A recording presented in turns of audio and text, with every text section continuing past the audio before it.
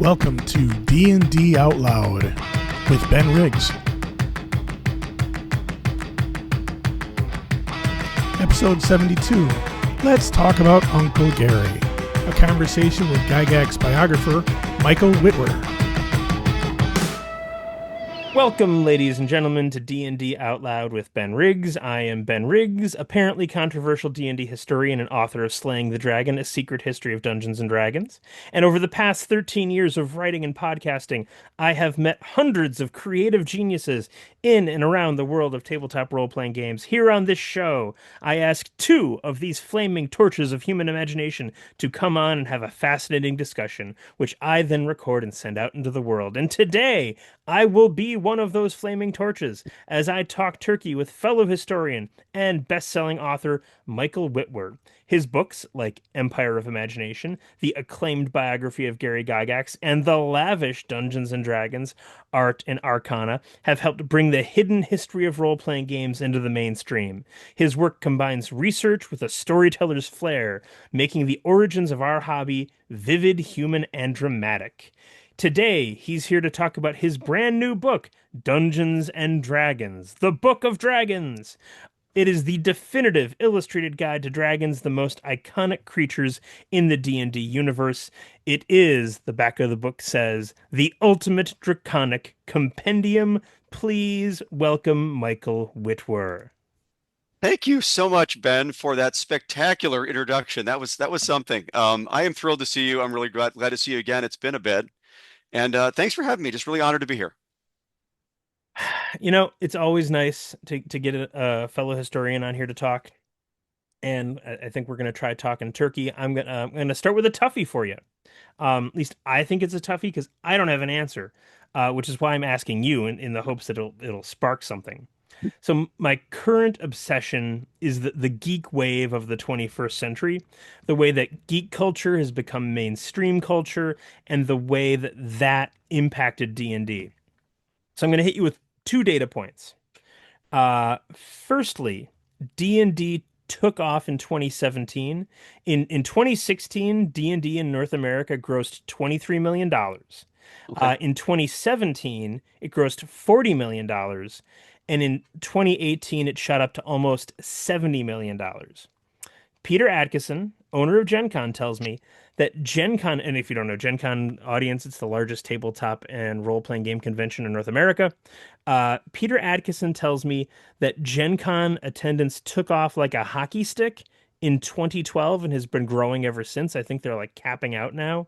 Hmm. So I am obsessed with why. Why now? What about the past 25 years made geek culture finally take off in this amazing and fundamental way?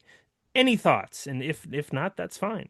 No, wow. No, it's a great question. I've often thought this myself. What is it about right now specifically? You can point to some things I think that contribute to the cause, but I'm not sure if you can really get down to the root of it. A couple of things I think I would say is certainly a lot of what I've said in some of my books in the past are a lot of kind of the masters of the information age happen to grow up doing geeky things, playing things like Dungeons and Dragons, or obviously early adopters of computers and things like that, right? So I guess it's natural that people that kind of cut their teeth, whether they were playing in dungeons or whether they were playing on their Apple IIe's or Commodore 64s, or even before that, I think there's something to be said for if and when those people got successful, and many of them did, they bring their first loves into the mainstream. I guess the Duffer Brothers are a really, really good example. These are obviously people that are really interested in Dungeons and Dragons, and so when they happen to create a huge hit show, D&D is obviously a central theme of what they're all about. But I think that's been going on for quite a while. I mean, again, let's go back to 2000 for a second. I think you said the last 25 years. I think that was the year that Gary Gygax appeared on an episode of Futurama as only a voiceover, right? It was this cartoon version, right? And I don't remember what their little task force was called, but right, it had Gary Gygax and it had Vice President Al Gore, or I guess at the time was it future, or no, it was recent Vice President Al Gore and Nichelle Nichols, and again, it was this really, and Stephen Hawking, I believe, was one of them. So there was already people in entertainment that were at least subtly suggesting that that people like Gary Gygax and nerd culture in general, people that were on the original Star Trek, for example, were like really important to what our future might be like. And of course, they were already showing up in mainstream entertainment in a way they kind of hadn't before. Cut ahead a few years to shows like Community, or certainly shows like Big Bang Theory. Like again, these are clearly creators that were obsessed with things like Dungeons and Dragons. And so what do you know? They're bringing them forward into things that became truly mainstream, and they kind of start in informing the cycle from there. So that's certainly a part of it, is that I think simply that a lot of people that became really successful in our era were geeks. And let me give you one more thing on that, because I think it's important. I think the notion of being geeky, it's kind of such a wild concept. Like, what does it really mean? Does it mean to be unashamedly enthusiastic about something, to be really into something? Well, that's a great thing, right? I think most of us would argue it's wonderful to be really enthusiastic and excited about something in your life. Whatever, you can be a geek about chess, you can be a geek about D&D or food. And so I think what seems novel about it, I think, is that there was a time, certainly in the 90s, where it wasn't cool to be into anything. Right. I think about the grunge era. I think the grunge era was a little bit of an era where it was like, I don't care about anything, like whatever. Like, and that was kind of the hallmark of that era. And so I think when late 90s and kind of back into the 2000s, where things change a little bit, I think we realize it's cool to be into things. It's cool to care about things. And so I think geek culture is a little bit wrapped up in that. And sometimes I think it gets mixed up that geek culture means, people that have pocket protectors or they play D&D or whatever. And for me, it's always just meant like you're just into things. You're really like, unapologetically enthusiastic about stuff. I hope I can get this story right, but uh, in early Islam, um, there's this guy and he's walking through his garden, and he hears a Muslim sitting down, and he's like, I'm going to tell you guys about the Quran to some people. And this guy hates Islam, so he's like, I'm going to get my spear and chase him out of here. So he goes and he gets his spear and he comes running back. And the guy who is preaching Islam is like, I notice you have a spear. um, why don't you sit down and listen to what I have to say? And if you like it, you can adopt it. And if you don't like it, you can put it aside. You can ignore it, and we'll go away.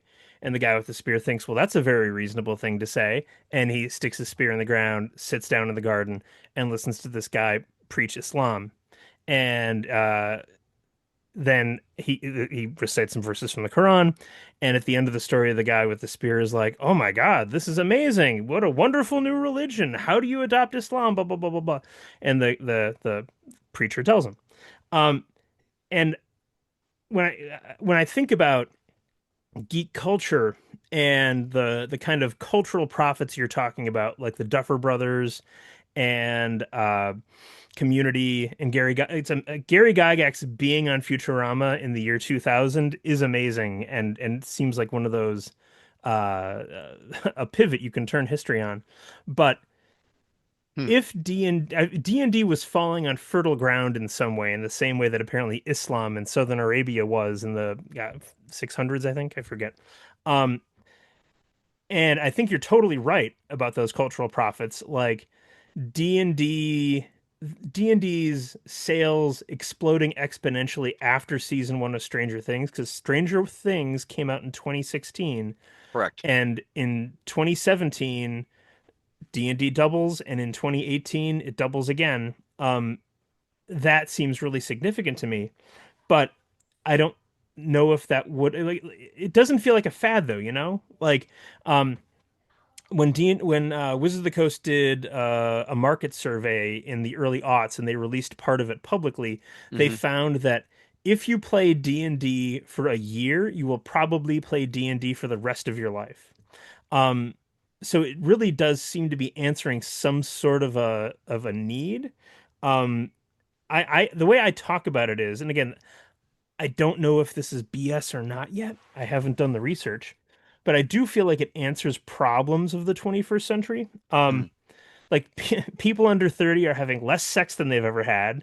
People under 30 have fewer friends they've ever had. People under 30 are dating less than they ever have.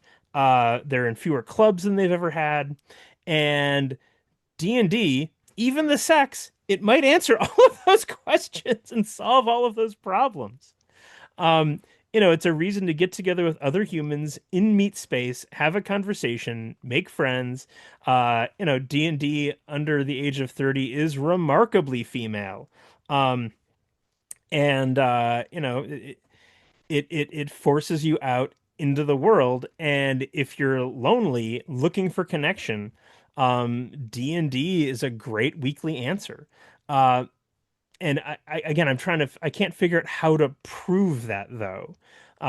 That's my impression, that's my guess, and I feel like if I wrote it down, it seems reasonable. You're a historian. You know how sometimes you write a thing down and you're like, I just wrote this thing down and now it's kind of a truth, it's kind of a fact, but like it's really just what I think happened or it's my Sure, interpretation of an sure. event. Once you are performing the work of making the golem of history, it's amazing kind of how much of it is a little made up. Um, and I feel like if I wrote that down now, I might feel like that, where I'm like, well, this is what I think. It's my best guess, but I don't have evidence, and I'm hunting for evidence. I think I need to talk to sociologists or anthropologists or something. But that is my tale. Any thoughts, or should I ask you another question? No, I think I mean, Ben, you've got your finger on the pulse here. I mean, it's the ultimate. There's, of course, lots of ways to socialize and have a good time and connect with people. I think it's getting harder for a myriad reasons, but something about the structure of D&D and D and the fact that, so I've been playing since the 80s, since I was a little kid, right? Probably same as you. And the notion that you would get together and that you would not only like have a social experience or whatever you want to call, I know they call it a million different things. Is it group storytelling? Is it kind of guided, gameplay, whatever. But one thing I do know is that me and a lot of my friends have been playing for many, many, many years can remember that thing we did in D&D together. So in other words, we went on imaginary adventures together and we remember those things. And so I'm like, wow, what a powerful mechanism that you're not just kind of sitting there with beers and talking about, I mean, I wouldn't have been as a kid, but you're not just sitting there with beers talking over stuff. There's nothing wrong with that. That's connection as well. But there's something remarkable about the idea that you would sit around the table, like, the highs, the lows, the fact that you're going through these imaginary adventures with your colleagues, it somehow forms a deeper connection than I think if you were just hanging out in quotes. And so firstly, I think it's an extraordinary activity for that reason. It's one reason that I've played for my whole life. And I should say lucky enough to play for my whole life. I was just going to pull into it by my older brother. Now, I think to your other point about, y- you know, I guess I'm not sure if we're going to find hard data that says, oh, it does this or it does that. I have no doubt there are many psychologists and others and sociologists that are studying D&D and other similar games to figure out whether it helps with this or that. What I would say is there's a lot of anecdotal evidence. I mean, you and I have heard many, many people say that D&D saved their life in quotes. And I think that's not hyperbole. I think that there's actually a lot of truth in that. That D&D has been a lifesaver to many, many people, especially those that were on the fringes. I mean, I think we've seen that movie a little bit, that D&D, for whatever reason, became an activity among people sometimes that were not as inclined to socialize, that were not in with the in crowd or whatever and I don't know exactly the alchemy or the reasons for that. I've thought about that for years, is what is it that brought this particular, these disparate groups together to somehow sit down at a table? Was it their school D&D club? Maybe sometimes. I don't know what it is about the activity that was like uniquely inclusive, but there was something about it that was uniquely inclusive. Maybe the idea that the whole nature of wanting to sit down with somebody and play an imaginary fantasy character requires a lot of open-mindedness. It requires geekiness, I may say, I dare say, geekiness. Like you've got to kind of be into this for this to work. And so maybe that alone created the right environment by which people that may not even have a lot of in common could sit down at a table and play this game, this awesome game together, and find connection. Again, I wish I knew. I don't have the answers on that, God knows, but there is a lot of anecdotal evidence that we've heard many, many times, and I'm sure we could find a lot of that. Well, and again, a thing I didn't say earlier that now, something you said just now made this come to mind for me, but maybe video games were part of that Hmm. preparing the ground. 'Cause it's in which case it would be D&D influences video games, and then video games prepare people to accept D&D. Like, how weird if that's the way it shakes out. But yeah, I'm gonna have to, because again, sociologists and anthropologists, they do this kind of stuff, right? Like Sure, I'm gonna have to sure. figure out something. And I forget, there was one sociologist who in the early 80s wrote a book. The name is escaping me, and I'm looking at Homo Ludens by John Huizinga right now across the way from me. Hmm. I have it. I haven't read it yet, so maybe I can find some answers in there. But like, I also think about historians of religion because, it's one thing to be like, okay, so everybody became Muslim, which is a gross exaggeration of the situation in Mecca and Medina again in at the time. But like, clearly something in Islam spoke to people, Hmm. and there was mass conversions, and within decades you have a war between Muslims and non-Muslims, and off we go. Mormonism is another thing that springs to mind, where it's like Joseph Smith shows up in upstate New York, starts preaching, and it clearly answers a need that people have in some fundamental way.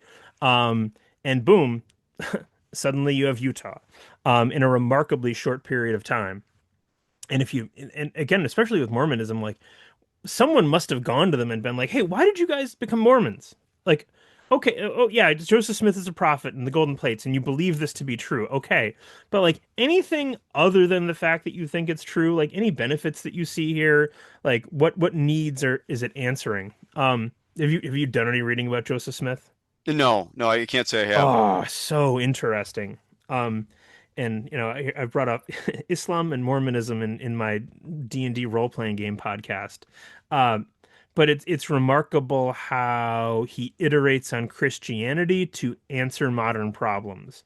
Hmm. And that is one of the things that I would say, oh, well, if you're looking for why Mormonism took off and is still taking off, and is still rapidly growing for a religion, I think it's that. I think it's like an iteration that answers modern problems. But not again, that might get me in trouble, so let's just steer away from that.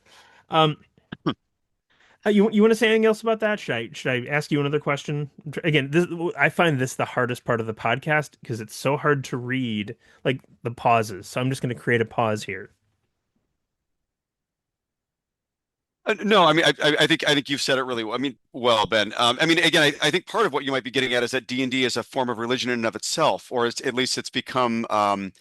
It's certainly something that people care deeply about. And I don't mean like a literal religion. No one's worshiping D&D, but I think it's become very much a lifestyle brand. I think that's become, I think, a main shift over the last few years. So yeah, I think I think some of the connections you're making make a lot of sense.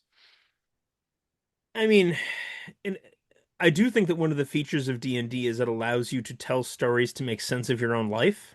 Um, and God, who was it? Joseph Laycock. Have you read any Joseph Laycock? Isn't he the one that wrote the book about Dungeons and Dragons and parents Is being it, the satanic yeah, panic, right? it's Right? where is it? I think it's behind. I thought here it is behind your book, of course. Dangerous Games. That That's one. it, Dangerous Games. Yeah. Did you read it perchance? Uh, I honestly don't remember. That's I'm pretty okay. sure I have it. I don't remember whether I've read it or not. So I clearly need to I should have him back on the show. I should have invited him to this conversation now that we're this far into it. Um, but he is a professor of religion, and his kind of like statement on this is that D&D is not a religion, but how did he say it? D&D is not a religion, but it plays with religious elements. I want to say that's what he Hmm. said. It's something akin to that, where like it might not be. It's a related game, maybe. I don't know. Um, in that it allows you to. This part is him. This part I'm remembering directly from the book. D&D allows you to create a space outside of yourself and outside of the world in which to play with elements of reality, examine them, test them out, try them out, and it allows a deeper understanding of reality, which is something that religion also does. So you're right that no one is claiming like Gary Gygax is our pope. Um, like that's not happening, but like it does allow you to make sense of the world in a way that religions also do. Um, That's very smart. And so yeah, I don't think I've read it. The reason I can't remember, honestly, there was a slew of books that they were around when I was first doing my research that I read. That one I think came out later though, and I think it I did. got it. But yeah, so that's my because that's why the name does ring a bell, but I don't think I've read it. But it sounds very smart. It sounds like something I do need to jump into. I cannot too highly recommend picking up Dangerous Games by Joseph P. Laycock. Like, it's up there with your book and Game Wizards. Game Wizards is my favorite of John's books. Game Wizards Um, is a miracle. Let's call it what it is. yeah, Game Wizards like solved was like the final word on all of the stuff from my perspective. Obviously you and I are very close with John and obviously have an incredible amount of respect for him. And so yeah, Game Wizards um, is yeah, as I said, he kind of solved the last thing as a lot of us were trying to kind of work through it over the years. I can't say enough about that book either. I mean, John.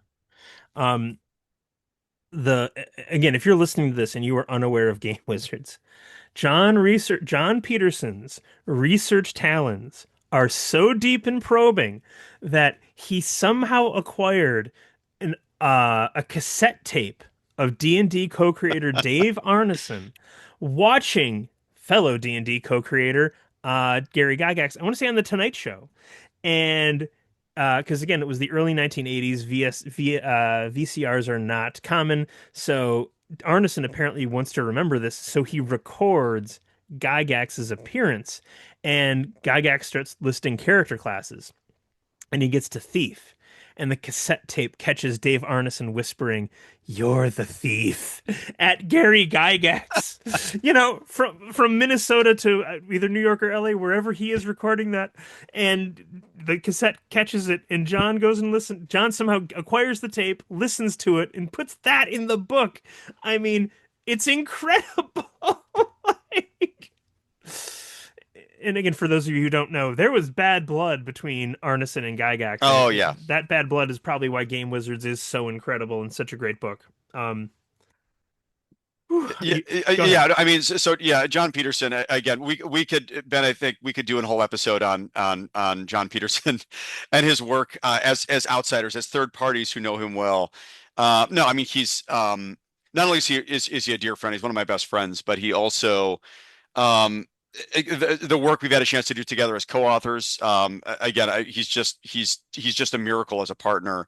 And I had the pleasure of knowing him since the Empire of Imagination Day. That's how I met him. I met him by chance in a way that was so serendipitous, to me at least. And it's funny, even then, it's funny. I remember him saying, "I'm going to try to get as close to the quote as I can." So he was trying to keep me out of trouble in certain things in Empire, right? I What think, are you talking about? yeah, right. He was trying to keep me out of trouble in certain things.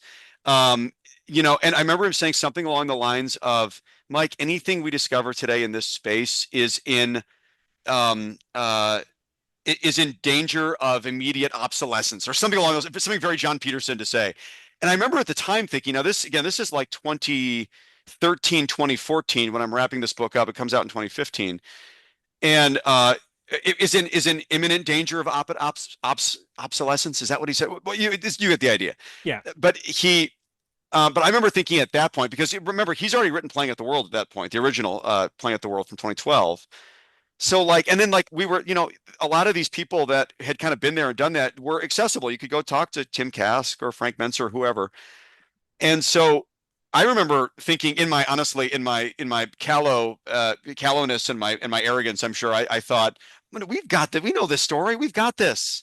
All the documentation's here. We know what happened, right? We have enough kind of like ancillary evidence to figure out what happened in the middle of this. And oh my gosh, the next few years after that, the things we found out, again, being able to read the letters between Gary and Arneson, figuring out when these things actually happened versus when people said they happened, looking at the original drafts of D&D, right? Like these things hadn't been like they weren't out there yet. And so John could not have been more right about like what was right around the corner. And I mean, to his credit, I mean, again, he's just such a responsible and such a spectacular scholar. He just understands like, well, you can say this because you can see it, but can you really go here? Can you really go there? So again, John is a miracle as a scholar, as a D&D historian, and I'm very very proud to call him my friend for sure. Yeah, I mean, so again, just in case you didn't catch it earlier, Empire is Empire of Imagination, which is Michael's Gygax biography. Um, but yeah, the flood of things that has come out since there's a reason that there's a first edition playing at the World and a second edition playing at the World. Um, and again, both first edition was amazing. Yeah. Second edition is also amazing. Yep. Um, and but yeah, it's I felt very fortunate to write as late as I did because I had all of you guys. Like to be the first out of the gate is a treacherous and I'm sure gut churning thing. Well, and Um, and I will give that credit also to, so John was like first out of the gate with playing at the World, but of course it was self-pubbed at the time, so it didn't have the distribution that other later books did. But David Ewalt really was another one of our mutual friends, I think. David Ewalt, he was really first out of the gate. I think in 2013 is when Of Dice and Men came out. And that was produced by Scribner. I think it was a Simon Schuster book. And that was out there. And I found that in a bookstore just walking by. And I remember I was already working on my book and thinking, "Oh my gosh, I'm blown up. This is so much for my thing." I don't think I'd sold it at that point. It may have even still been like a master's project at the time, if memory serves. But I had already had the inklings of, oh, this could maybe be a book, and maybe I should, try to pitch this. But David Ewalt, was one of the first kind of on the scene to put out a big mainstream book about this history. And so you're absolutely, I totally am with you on that though, Ben. Like every time I see something new come out, your book included, Slaying the Dragon is brilliant. I'm like, wow, I just learned a million new things, and boy, I wish I had known this and this and this and this. And that's the beauty of history, is that right? It can, there's this iteration process that continues always, and hopefully we get better and better at it. But and I will throw out if you're listening to this, there's still plenty of room out there. The D&D audience is clearly hungry for and also just tabletop role playing game in general. That audience is hungry for this material. They seem to love it, and I mean, gosh, the last time I think my editor looked up the sales of Heroes Feast, the first D&D cookbook, was like 200,000 copies or something like that, which is crazy numbers. So again, if you're sitting around thinking, is there a room for me to write in this field? For the love of God, go write in this field. There's plenty of space. Did you see what Evil Hat is going to be kickstarting in a few months? no, I have to admit, I'm not in the loop too much in the contemporary news part of this. What's Evil Hat up to? So, Shannon Appelkline has taken Hmm. his product histories, cleaned them, codified them, and they are going to be kickstarted by Evil Hat again. I think within 4 weeks. I forget what he's calling them, but it is a. He sent me the here. Give me 1 second. I'll pull up the backer page. But Um, it's not is it an iteration of Designers and Dragons? His it's brilliant four-part. Have you looked at so have you looked at PDFs on drive-through of old TSR products? Um, I'll have you know, I buy them all. A lot of the So D&D yes. work, yeah, yes, and I can't believe the amount of depth is there, courtesy of Shannon Appelkline. So God bless Shannon Appelkline.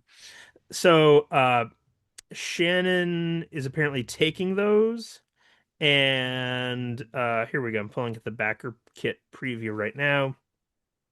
Are you ready to delve into TTRPG history? Launching soon, Designers and Dragons Origins. From the birth of role-playing to the discovery of the Forgotten Realms, from the rise of basic D&D to the fall of Mystara, historian Shannon Appelcline brings you the story of OD&D, BD&D, and AD&D 1E in Designers and Dragons Origins.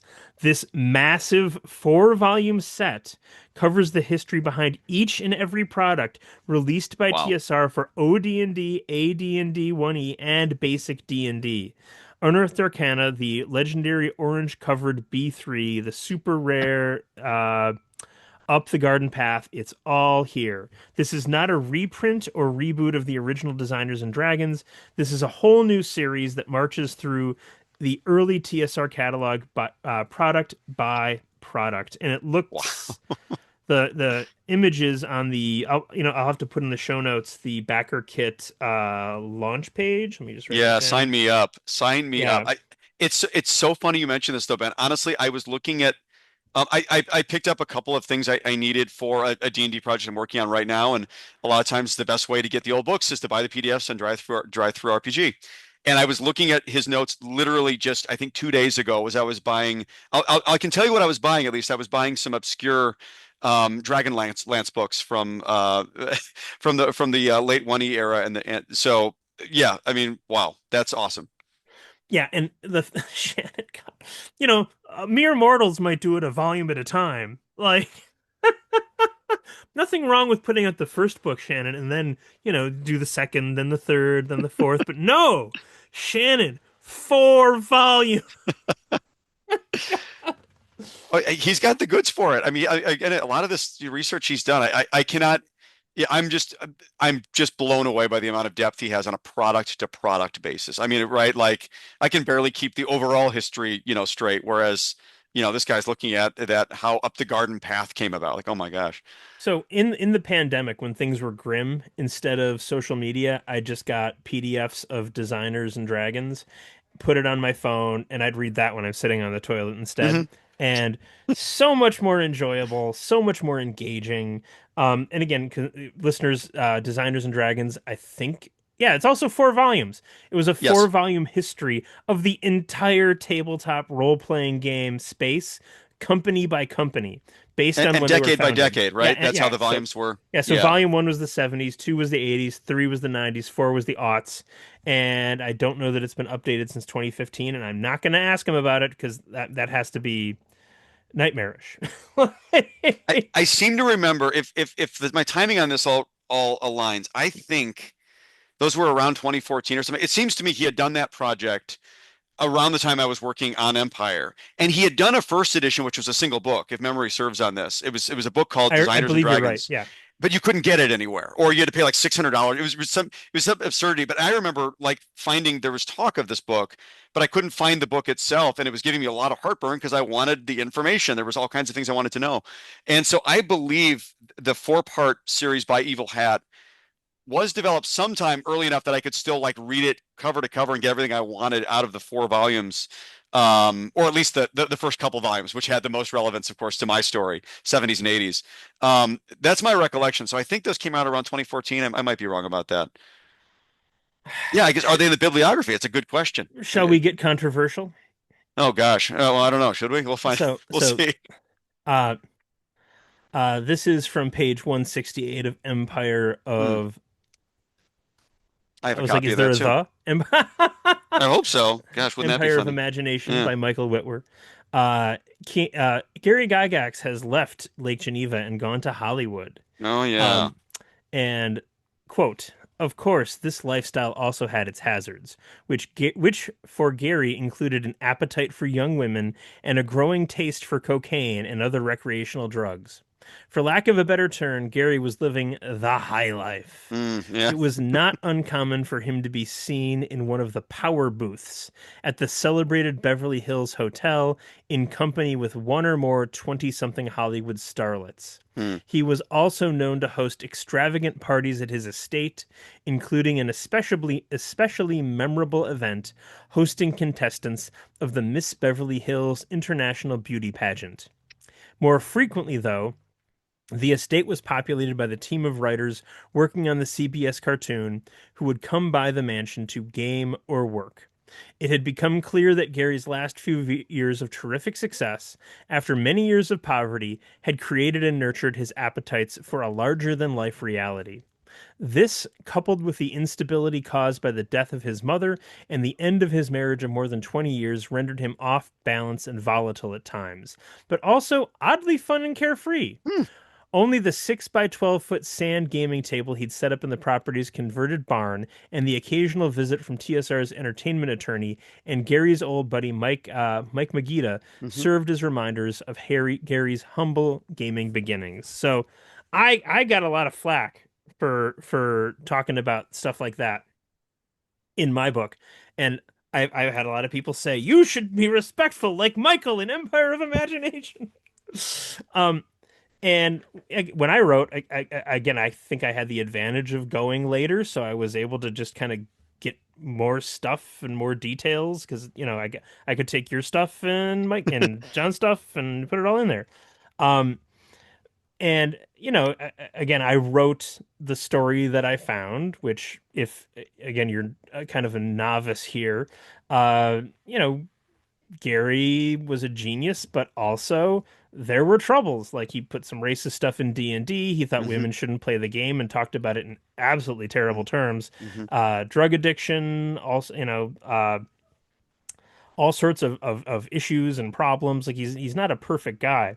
Um, Now, admittedly, I am a little fed up with the Gygax cult, which is why I referred to him sarcastically in my book as Saint Gary, which is what apparently broke the camel's back of people who read the book and were unhappy with me about it. Ah, Like, however, it is also a yardstick of how much are you paying attention? Because some people are like, he loves Gygax, he calls him a saint. Other people are like, he hates Gygax, he calls him a saint. same Um, words. yeah. Yeah. So, but what do you think? How did you handle it? Um, well, it's a good question. It's a lot to unpack. It's funny to hear this, right after all this time, um, yeah. So firstly, yeah, what I wrote here, yeah, I mean, this is not made up stuff. Again, this was based on interviews that I did with people like Ernie Gygax and Luke Gygax and Flint Dilley and a lot of other people that were like hanging around the Beverly Hills headquarters in those days. And truthfully, yeah, there's stories I heard, like it's all anecdotal stuff. I mean, there's stories I heard that were like, the crazy stuff that was happening at the Beverly Hills Mansion. I could have given examples of that stuff. I don't know if it was true or not, or whether it had been exaggerated and so forth. But it sounded like it was wild, and that Gary was, I think, a little bit off the rails at that point. I think he had, on some level, believed the hype about him, which maybe is natural when you're living in King Vidor's mansion on a mountain in Beverly Hills after being an absolutely impoverished, basically, 10 years before. Um, but I mean, again, like things like, he was doing cocaine. I mean, I remember a quote. I won't tell you exactly who said it. Gary loved cocaine. There was enough people that said it that made me think that during that period, Gary was interested in cocaine. Um, I think to answer your question more plainly, um, I, I find Gary to be a very imperfect individual. I mean, I think that's not novel. I think he would have said the same about himself, especially later in his life. I think he was actually very quite reflective about a lot of these things, especially when he was in his 60s. He was a very imperfect individual, and I think he was going through a lot of different phases. And this was one of the phases where it was the high life. I mean, it was all of the money, all of the drugs, all of the women that he could ingest. And I cannot say with any certainty what did or didn't happen. I know there was a Miss Beverly Hills, contestant party at the I know these things happened. But so I mean, again, I tried to stay a little bit above that and give you what we could pretty well confirm as accurate in that account. I tried not to be overly graphic or detailed in a way that I thought would be disrespectful, because for what it's worth, I have a lot of respect for the reason I wrote the book in the first place, because I was so interested in this person that co-created the game that I was in love with for my whole life. So I mean, for better or for worse, I was interested in writing a book about Gary because he created something I really care about. And so I was probably inclined to I was probably inclined to really like Gary. And frankly, there's a lot about Gary I really like and respect, especially his work, but also a lot of what he went through. So I mean, again, I guess I'd go back to the say he was a very imperfect individual, and this might have been a particularly imperfect time of his life. And maybe this is what got me in trouble. Like, respect is not a thing that I value or have much of. Like, I mean, esteem, yes. Respect, no. So, when you were like, oh, you tried to pull the camera back a little bit, not give too many details, and Well, it's not like I had, I'm not saying I have this treasure trove of incredible stories or details. I've heard a couple of like specific stories that were like, oh, that's pretty wild. Um, but I mean, ultimately, it would be unfair to not represent what I think was pretty well happening, was pretty well established, kind of what was going on, which was this really like early 1980s high life drugs, Beverly Hills nonsense, right? I mean, that's kind of what it was, and a lot of Kenny Loggins on the radio, I bet. oh man, I love Kenny Loggins. It was probably probably was a lot of Kenny Loggins. Love Kenny Loggins. Anyway, but I think importantly though, I think what I found most interesting about it in part was that this was happening in the backdrop of the cartoon series. I think it was fascinating the juxtaposition of this is what's behind this show that we were all watching that was syndicated in the early 80s, right? So I thought that was fascinating about it. I also think that the theme where this comes from earlier in the book, because I actually do mention in the paragraph you just read, is that Gary, I said he was a little bit off the rails. Starting in around 1980, as far as I can track, if you track Gary's life with a line, he's things start to fall apart for Gary around 1980.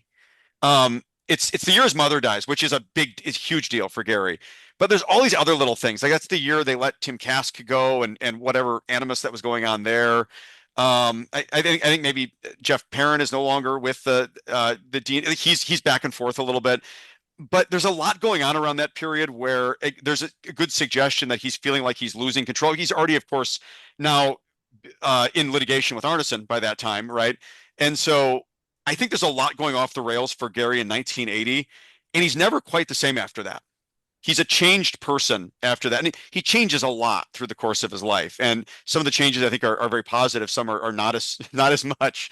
But I think starting there, there's a trajectory that's this downhill trajectory that happens from there.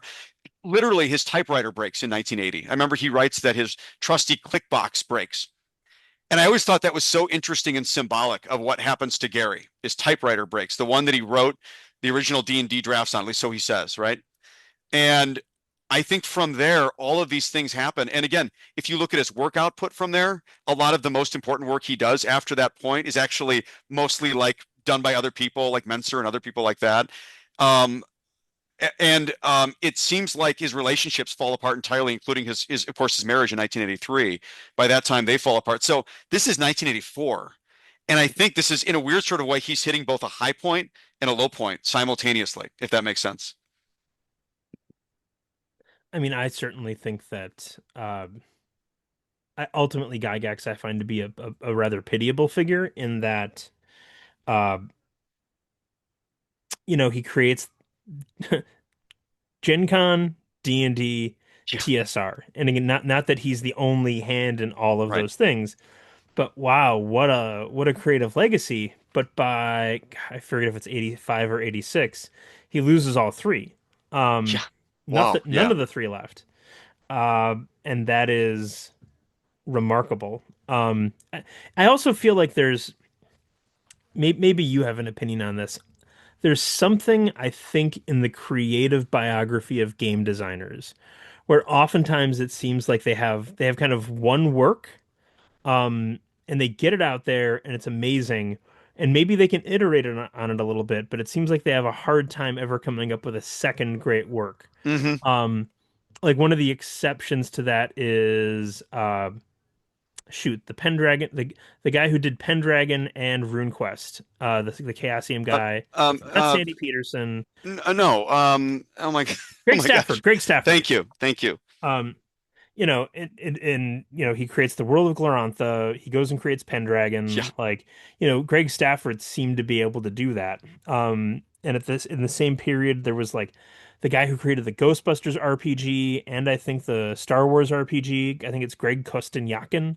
Hmm. Um, but like, do you have any thoughts on that? I do. It's funny. So, as I said, I couldn't when I wrote this first book, and so you've been through this, Ben, so you know well. It when you're writing your first book, it's a trial in so many incredible ways, and so I couldn't help feel like when I was writing Gary's story that I could feel some of the things that he. Oh, are those the old West End Star Wars books you're busting out there? They're the Fantasy Flight reprints, but yeah. Oh, well, those are brilliant. I grew up with those as well. We played that from the very beginning. Um, so to answer your question, when I was writing my book, I had just had I had just had my first child, and I had another child on the way while I was going through the process and writing. So and I was in a job at the time that I was really struggling with and a lot of things. And so like there was a lot of things when I was really going through Gary's story that again really made me respect a lot of the things that he was able to accomplish, right? I mean, like the chainmail days when he loses his job and at the fireman's fund and all of these things. I'm like, gosh, it's so relatable. And again, this was this like really bootstrap story. So again, it's hard not to look at that story and wanna get really excited about these things that this person had done because it was done under a lot of adversity, right? But to answer your question with Gary, I think this is one interesting thing about him because I've actually given presentations along these lines. The big pissing match, of course, about the Gary versus Arneson. And I think every smart historian has always said is both. This thing never happens without like the alchemical mix of these two doing what they're doing, where they're doing them, how they're doing them. One thing I will say about Gary though is that, and you just put your finger on it, but I think it bears repeating. Gary's entire legacy isn't just defined by D&D, or maybe it's adjacent to D&D, but let me just put it a different way. Gen Con preceded D&D by what, 6 years? Gen Con's a miracle. Gen Con might make more connections in our universe than anything. I mean, Gen Con, Magic the Gathering doesn't exist if Gen Con isn't what Gen Con is, right? So you've got Gen Con, you've got TSR. Now again, TSR a vehicle for D&D or vice versa. I get that. There's D&D, but remember within D&D itself, I think something you cannot take away from Gary and his creative work is like, well, so like, yeah, you've got a Serac and you've got Keep on the Borderlands and you've got like this huge, let me put it a different way. If he wasn't the co-creator of D&D itself, he would be in the Hall of Fame of like lore and module creators, right? Like everybody would know who he was and what he did by virtue of all this other works. You could almost take D&D off his resume and you'd still say, wow, this person is like holy crap, the imagination this person must have had. And so that's what gets me kind of really excited about it is you think about all of these other things that he did. And I think at the end of the day, I remember, I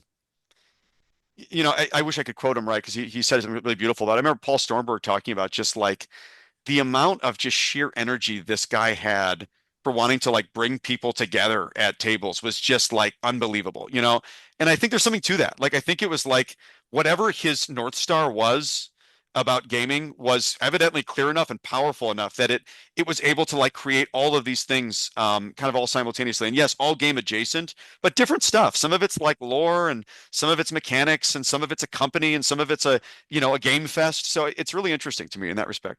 And he didn't graduate from high school. Unbelievable. I mean, didn't graduate from high school, didn't have a driver's license, couldn't see past his nose. I mean, there's something to be said about, this guy was up against all kinds of different adversity. He also had a chip on his shoulder, and I presume a very, very high IQ. I think he was a smart guy. And through kind of sheer, force and will, he was able to make some things happen, which I think is definitely worth a notable figure in history. Let's put it that way. Oh, well, I can't believe it's almost been an hour. Um, so let me ask you this. What can you tell us about your latest book, Dungeons and Dragons, The Book of Dragons? The Book of Dragons. So, um, no, yeah, thanks for giving it a spot. It's so one thing that Ben, I don't know if you and I have talked about it a lot, is that I've spent probably a lot less time in D&D history over the last few years and a lot more time in novel writing and lore writing and things like that. And so one thing that I've had the pleasure to do is write a lot of lore for Wizards of the Coast, largely through these licensed partners, 10 Speed Press, my publisher for Art and Arcana and things like that. But I've done now a couple of books with DK. Dorling Kindersley, if you know DK. DK is for all of y'all out there that maybe know DK. DK is the book where you would pick up like the visual encyclopedia for whatever, and it would have these beautiful like design pages with annotations on different things. It could be pirates, it could be your body, it could be anything. And so DK kind of cut their teeth doing these visual dictionaries and encyclopedias. So I just finished my second book with DK. My first was a book called The Legend of Drizzt Visual Dictionary, which is exactly what it sounds like, which did really well, and it was a pleasure to work on. So I came back with them and worked on this book called The Book of Dragons, which is what it sounds like. So I'm sure there are people, I'm sure some of your listeners are saying, Mike hasn't. Sure, I'm sure D&D's done books about dragons before, right? I mean, like, haven't they done some books about dragons? Yeah, there's some books about dragons. All the way up most recently to the Fizzbands and the Practically Complete Guide and a lot of things like that. This book is DK's style for that. So the big, gorgeous, beautiful layouts where they've got the annotations and all of the fine details, especially that younger people tend to really, really love and just pour over.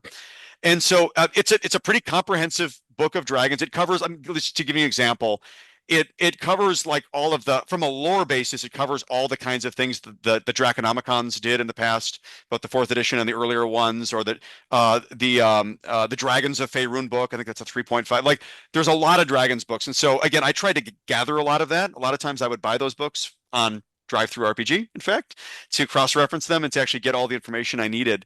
And then just kind of bring that forward in the most coherent, comprehensive kind of lore basis that we could. And so what was fun about it was, again, visually the book is like unbelievable. It's just stunning. But what was really fun about it, and I think the biggest artistic challenge, is that they wanted me to write a lot of lore in the voice of Tiamat and Bahamut. And so that was really fun. And it was a challenge because, again, some of these books, when you think about them structurally, they're kind of straightforward. Like, okay, I need to write a block about this dragon here. Okay, here's a page about Klauth, and here's what we know about Klauth. Here's Old Gnawbone, and so forth. And then again, writing blocks about, okay, here are the different chromatics, and here are the metallics, and here are the gems, and you kind of profile each one, and you talk about their anatomy and all this different stuff. But then being able to like weigh in from the basis of a Tiamat or a Bahamut. Right now you're really dealing with some serious D&D lore here. And so I came up with some structures around these kind of their voices, including Sardior. By the way, I cover Sardior in the same way, which is the gem dragon, kind of the third dragon god according to current lore, the creation of Tiamat and Bahamut, and kind of the true neutral gem dragon that is now existing in shards throughout the multiverse. So anyway, so that was the most fun part of it, is I got to write a lot of voicing, mostly kind of poetry or semi-poetry type voicing of Tiamat and Bahamut, commenting on their thoughts on their different, their prayers for the different chromatics or metallics, what they think of the individual dragons we cover. We have about 30 of the most famous dragons we do like a full spread on, and we weigh in from their respective dragon god. So like Old Gnawbone, like there's a little write-up that what Tiamat thinks of Old Gnawbone. So it's pretty cute. It was a really fun thing to be able to do. Awesome. Well, I will quickly plug, if you have not read my book, Slaying the Dragon, A Secret History of Dungeons and Dragons, please pick it up. You can also support this show by becoming a Patreon subscriber. For a mere $3 a month, you get access to our Discord and special episodes where I do things like read aloud from the Dungeon Master's Guide with Dr. Scott Bruner. You can hear conversations between Sandy Peterson, creator of Call of Cthulhu, and Ken Hite, creator of Trail of Cthulhu. And you can hear me interview Zeb Cook, creator of Second Edition, from the Hugh Hefner suite at GaryCon. So all that. Oh, and I am posting sometime in the next week, probably, I think like 60 pages on Third Edition. So if you, for a mere $3, you can read 60 pages on Third Edition. I don't know what I'm going to do with it yet, but here's 60 pages. So, if you're looking for something to read on the toilet that's not social media, that would do the job. So I want to thank you again, Michael, for being on here. This has been so much fun. Thank you so much, Ben. Really appreciate being here.